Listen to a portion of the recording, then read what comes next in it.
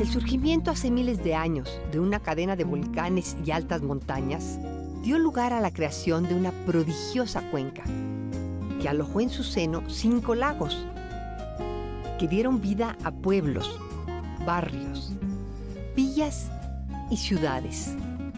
Al paso de los siglos han ido conformando la Ciudad de México, una de las más grandes, complejas y bellas del mundo. Esto es Crónicas y Relatos de México.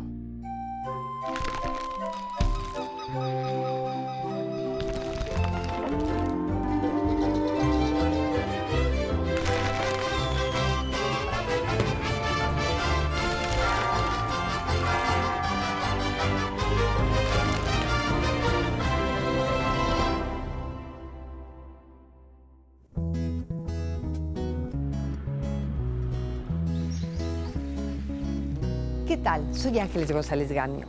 Bienvenidos a Crónicas y Relatos de México.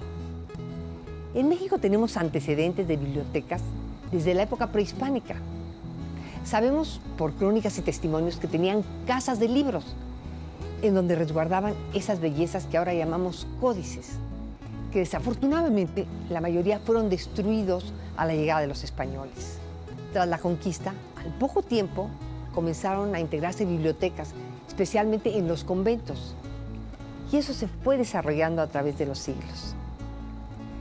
Hoy los invito a conocer 3 bibliotecas que ocupan edificaciones notables. Se encuentran en el centro de la Ciudad de México, en la Delegación Cuauhtémoc. Acompáñenme. Esta soberbia fachada barroca perteneció al oratorio de San Felipe Neri, que se fundó en la segunda mitad del siglo XVII. Después de ocupar varias sedes, finalmente adquirieron un predio en la calle que se llamaba entonces Arco de San Agustín, hoy República del Salvador. Porque aquí había una casa en donde se decía que había nacido San Felipe de Jesús. La demolieron y construyeron unas instalaciones, sus habitaciones, su oratorio, un templo. Mismas que fueron reconstruidas en el siglo XVIII y son las que podemos admirar. Este templo lo construyó uno de los mejores arquitectos de la época, el arquitecto Ildefonso Iniesta Bejarano, y es una verdadera joya barroca con sus columnas estípites, a pesar de que fue despojado de las esculturas que adornaban los nichos. Cuando lo inauguraron, los filipenses solamente lo pudieron utilizar 7 años, porque resulta que hubo un fuerte sismo y se dañó. Y justo en esa época fue cuando expulsaron a los jesuitas de la Nueva España y desocuparon lo que había sido el convento y templo de la Profesa en la cercana calle de Plateros, y pues rápidamente se apropiaron de ese lugar. Y este sitio quedó abandonado por muchos años. Finalmente, en el siglo XIX, lo adquirió el empresario teatral Francisco Arbeu y estableció aquí el Teatro Arbeu, que fue famosísimo en la segunda mitad del siglo XIX y a principios del XX. Todas las crónicas de la época en algún momento lo mencionan. En este sitio actuó, entre otros, el famosísimo tenor Enrico Caruso, la bailarina europea Ana Pavlova, que también fue, la gloria en el mundo en su época. En este sitio, fíjese, se estrenó la obra El Cuadrante de la Soledad de José Revueltas, con escenografía de Diego Rivera y la actuación de entonces la jovencita Prudencia Grifel. Asimismo, en este lugar, Silvia Pinal interpretó muchas comedias de Enrique Jardiel Poncela, que eran popularísimas, muy concurridas, y la compañía de la famosa española María Guerrero, para decirles algunos nada más. En los años 60 del siglo XX lo adquirió la Secretaría de Hacienda, que estableció aquí la biblioteca Miguel Lerdo de Tejada. Los invito a que me acompañen al interior para conocer todas las sorpresas que guarda este sitio.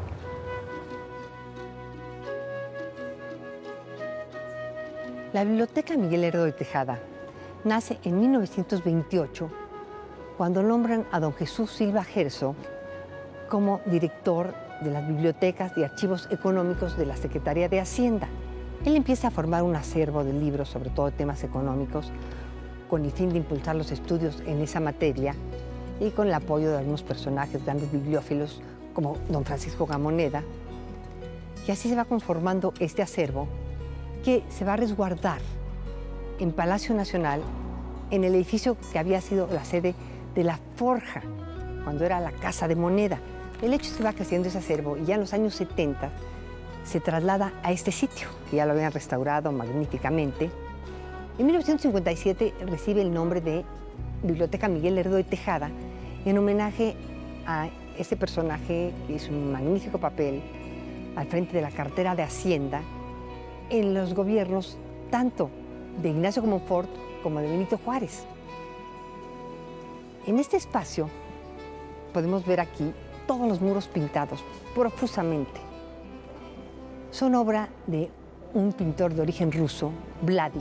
Él nace en Rusia, es hijo de un bolchevique de hueso colorado, Víctor Serge, que finalmente, cuando Stalin llega al poder y la guerra en contra de los bolcheviques, es expulsado de la Unión Soviética y se van a Bélgica, después a Francia, se hace amigo de varios artistas importantes, pero en eso los nazis invaden Francia y nuevamente tienen que salir huyendo y de todos lados los expulsan por comunistas hasta que llegan a México.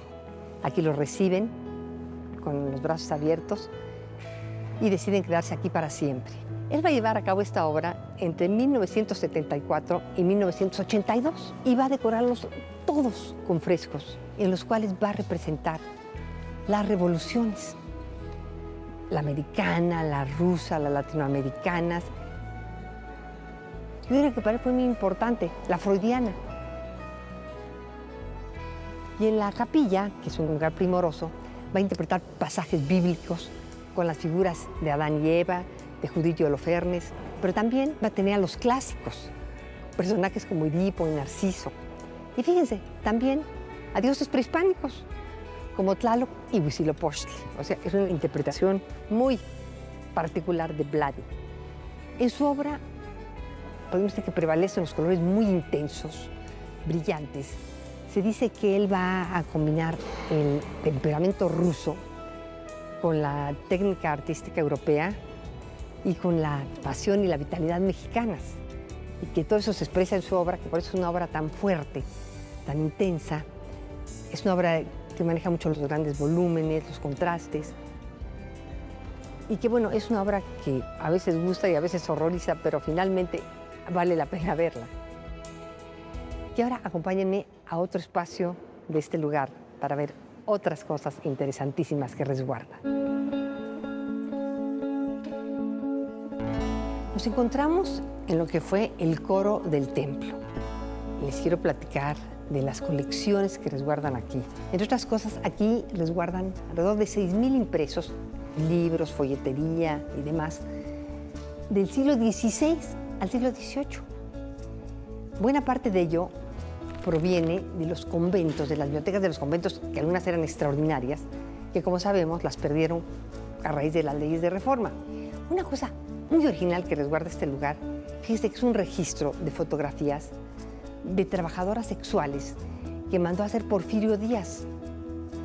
Y es muy curioso porque está la clasificación de acuerdo con las clases sociales, imagínense nada más. Y miren, y algo que de repente se conoce poco por el siglo, que este lugar, aparte de libros y folletos impresos, también es una importante hemeroteca. Aquí se conservan los periódicos más destacados del siglo XIX, como el Ahuizote, el Monitor Republicano, el siglo XIX. Esto se sabe poco y todo el mundo cree que tiene que ir a la Biblioteca Nacional en Ciudad Universitaria y pasar todo el trámite que se hace ahí para poder consultar esos periódicos. Y aquí los tienen. Y les voy a decir una cosa, en este sitio es muy fácil la consulta, son muy amables, es muy accesible y con un extra, que aquí, bueno, pueden ver los murales y decidir si les gustan o no, que es algo interesante. Y también les voy a decir que aprovechan, bueno, para deleitarse con la fachada barroca, que es extraordinaria, dar una paseadita por el centro y comer en algunos de los sabrosísimos restaurantes en el corazón de la Ciudad de México. Seguimos en Crónicas y Relatos de México.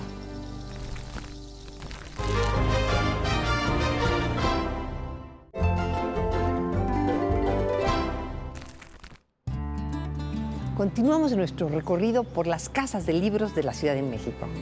Nos encontramos en terrenos que pertenecieron a la Hacienda de Buenavista, una de las más grandes que hubo en los alrededores de la Ciudad de México durante el siglo XVIII. En este lugar, a mediados del siglo XIX, el promotor inmobiliario Rafael Ramírez de la Torre adquirió gran parte de los terrenos para desarrollar la colonia Guerrero. Este empresario representaba los intereses de unos porfiristas muy prominentes, entre otros de Antonio Escandón. Figúrense que él, aparte influyente, era riquísimo. Se dio el lujo de regalar a la ciudad el monumento de Cristóbal Colón que se encuentra en Paseo de la Reforma. Y él convenció a las autoridades que construyeran la nueva estación de ferrocarril en este lugar. De hecho, de aquí salió una fría noche de enero de 1873 el primer ferrocarril hacia Veracruz, que fue el inicio de un enorme desarrollo en todo el territorio. La original estación, toda de hierro, tipo la Torre Eiffel, fue destruida a principios del siglo XX para moverla un poco del lugar y hacer una nueva.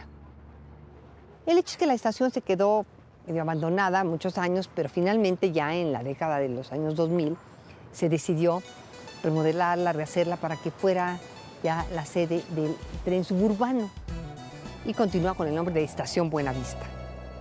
A un lado, se decidió en el año 2006 levantar una nueva biblioteca, la Biblioteca Vasconcelos. Se convocó a un concurso en el que participaron alrededor de 500 arquitectos, tanto de México como del extranjero. Lo ganó un arquitecto mexicano, Alberto Kalash, con un muy novedoso proyecto, que bueno, para empezar les voy a decir, está rodeado de 26,000 metros cuadrados de jardines. Aquí podemos ver una pequeña muestra. No nada más tiene flores, plantas de olor, sino también árboles, muchos árboles frutales.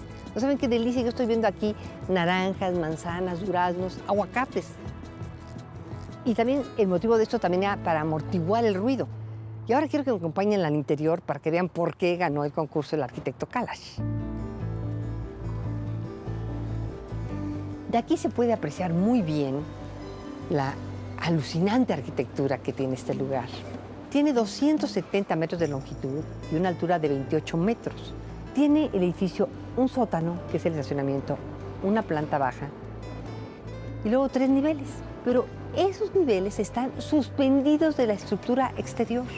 Si se paran en la planta baja pueden apreciar muy bien cómo salen y entran los pisos colgantes. Es algo de verdad interesantísimo que no he visto en alguna otra edificación. Y ahí no queda la cosa, porque resulta que los libreros también son colgantes. La primera vez que estuve aquí me acordé de los famosos jardines colgantes de Babilonia y pensé, bueno, aquí tenemos ya nuestros libros colgantes de la Vasconcelos. Además son muy prácticos para consultar porque caminan ustedes por unos pasillos de acero muy modernos y pueden tomar el libro que gusten. Y atrás de mí se encuentra la gran obra de arte de este lugar, que realizó el artista plástico Gabriel Orozco, sin duda el artista mexicano más reconocido actualmente en el mundo. Es una ballena gris que mide casi 12 metros de largo y pesa más de 1000 kilos. El esqueleto se encontró en la Reserva del Vizcaíno en Baja California Sur. El artista la recogió, la limpió, la ensambló, la decoró con unas franjas y unos círculos en grafito que simbolizan las olas del mar y el sonido de la ballena. Igual que los libreros y los pisos, está suspendida. Les quiero decir que esta obra, en el año 2010, fue desmontada muy cuidadosamente y la llevaron a Nueva York. Y era la pieza principal en el Museo de Arte Moderno, en la exposición retrospectiva que hizo en homenaje a Gabriel Orozco, que ahora nuevamente está de regreso y nos podemos solazar con ella cuando queramos. Ahora quiero que me acompañen a ver otro espacio de este lugar.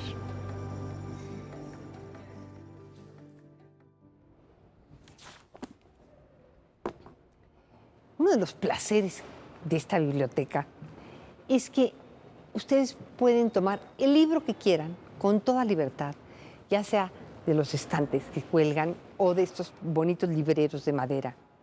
Ustedes pueden pasear por aquí, hojear un libro, hojear otro, hasta que escojan el que quieren leer y se sientan en alguno de los gratísimos espacios que hay por todos lados, en unos silloncitos de piel muy cómodos. Si de repente se cansan un poco, se salen al jardín, pueden llevar su libro al jardín, pasear entre las flores, regresar al interior. También hay muchas mesas para trabajar. Al ser una biblioteca joven, 2006, su acervo también es joven. Tiene alrededor de 580,000 ejemplares. Este gran espacio está diseñado para atender a cerca de 5,000 usuarios simultáneamente. Asimismo, tiene, fíjense qué interesante, una sala de música, en donde ustedes pueden ir y pueden tocar un piano, pueden tocar un violín, una guitarra. Una cosa novedosísima, oigan, que yo no conozco ninguna otra que tenga eso. Asimismo, hay área infantil, con su espacio para bebés. Hay, por supuesto, un área de braille para los débiles visuales e invidentes. La Biblioteca Vasconcelos también tiene constantemente actividades culturales muy interesantes. Conferencias, talleres, presentaciones de libros. También hay un auditorio, donde también hay conciertos constantemente. Fíjense, aquí ha actuado la Orquesta Sinfónica de Minería, el flautista Horacio Franco. O sea, hay que estar muy pendiente de las actividades que se realizan aquí. Descubramos el placer que nos puede brindar una buena biblioteca. Seguimos en Crónicas y Relatos de México.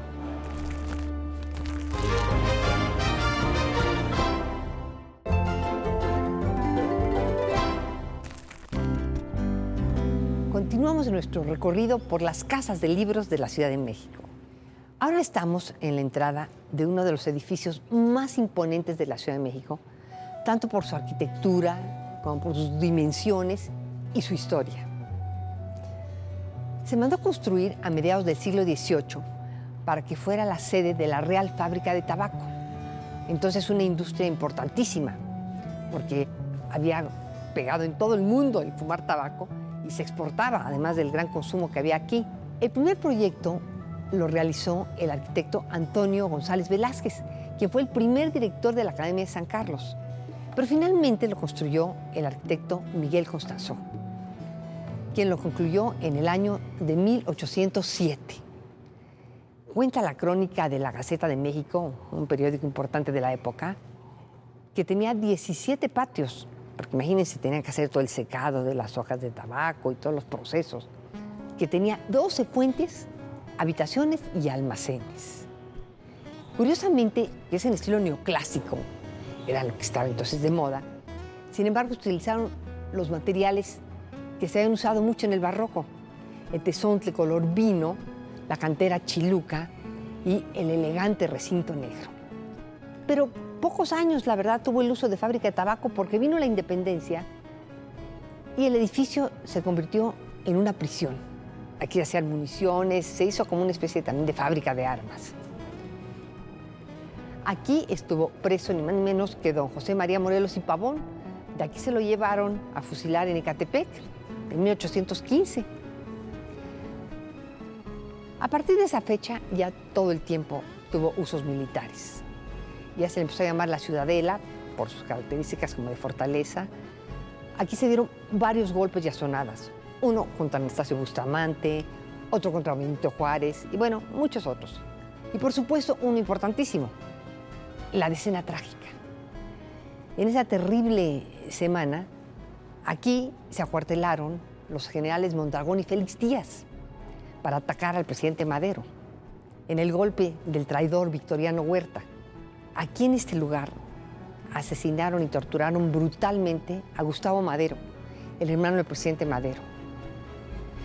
Afortunadamente, en los años 40 se decidió convertirlo en una biblioteca, la Biblioteca México, que la dirigió por muchos años José Vasconcelos. A partir de esa época ha tenido varias remodelaciones. Una de ellas la llevó a cabo el arquitecto Abraham Sabludowski, que él fue muy interesante porque cubrió varios de los patios, pero le puso unos techos que permiten el paso de la luz y del aire y que no alteran el edificio original. Esos se conservan. Pero recientemente se le hizo una nueva remodelación muy interesante que amplió los usos de esta maravillosa biblioteca.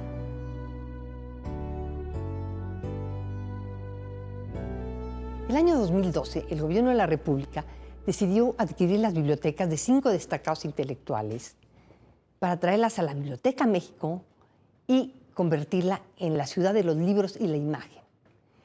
Ellos fueron Antonio Castro Leal, Jaime García Terrés, Ali Chumacero, José Luis Martínez y Carlos Monsiváis. Pero fíjense lo que fue muy interesante, que decidieron que cada espacio lo hicieran diferentes arquitectos y que buscaran reflejar el ambiente que había tenido la biblioteca en casa del dueño y también, de alguna manera, la personalidad. Eso fue interesantísimo porque fíjense que entonces cada biblioteca es totalmente diferente entre sí. Hay algunas que son más luminosas, otra más oscura, las hay alegres, otra fría. Pero les voy a decir una cosa, no nada más reflejan, la verdad, la personalidad de los dueños, sino también, hay que decir, la de los arquitectos. Además, en cada una de ellas se invitaron artistas a hacer una obra especial para decorar esa biblioteca. Algunas de las bibliotecas también muestran pinturas, algunas obras de arte que tenían los dueños en sus casas, en sus propias bibliotecas. Ahora nos encontramos en la de Carlos Monsiváis. Esta, bueno, me encanta porque ustedes recordarán que Monsiváis era un amante auténtico de la Ciudad de México y la conocía a la perfección. Entonces, aquí se pensó en que los libreros fueran como edificios. Son de diferentes alturas y los pasillos entre ellas son como callecitas. Hay inclusive un callejón. Su gran amigo, el artista oaxaqueño Francisco Toledo, le diseñó una cenefa de mosaico que muestra felinos en todo el piso, un gobelino maravilloso en que aparece Monsiváis con un gato y sus libros, como sabemos, era el gran amante de los gatos, y un textil que muestra un gran gato. Y ahora quiero que me acompañen a conocer otro espacio que se hizo en la reciente remodelación.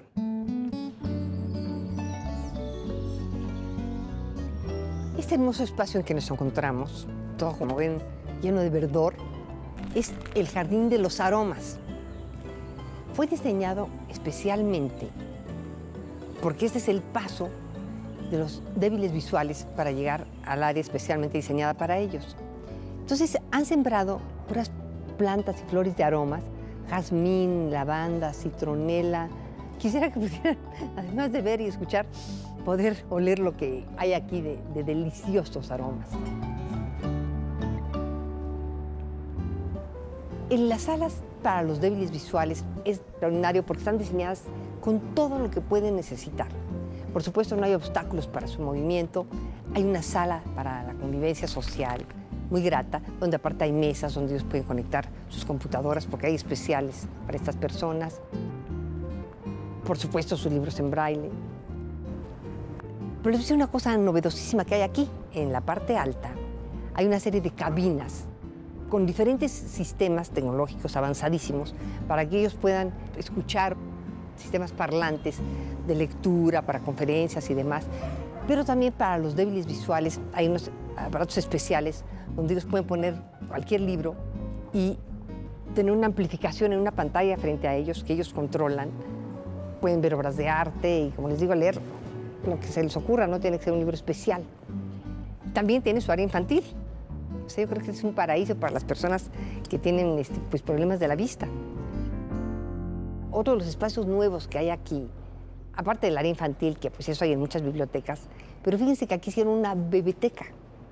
Es una cosa muy novedosa, pero se ha probado que un bebé que desde pequeñitito, de meses, convive con un libro como objeto de juego prácticamente, se va familiarizando con él y se vuelve una cosa grata en su vida, un libro. Y es mucho más fácil que después él se interese en leer. Hay una tienda, hay una librería. Las salas de la biblioteca son deliciosas porque fíjense que se han aprovechado los grandes patios estos donde secaban las hojas de tabaco. Se pusieron mesitas con unas sillas azules muy alegres. Y ustedes se pueden sentar ahí a leer el libro que acaban de pedir de consulta o usar computadoras. Hay de aquí, también ustedes pueden traer la suya. Y aquí, por supuesto, hay internet en toda la biblioteca. En fin, ¿qué les puedo decir? Este es un lugar fascinante en todos los sentidos.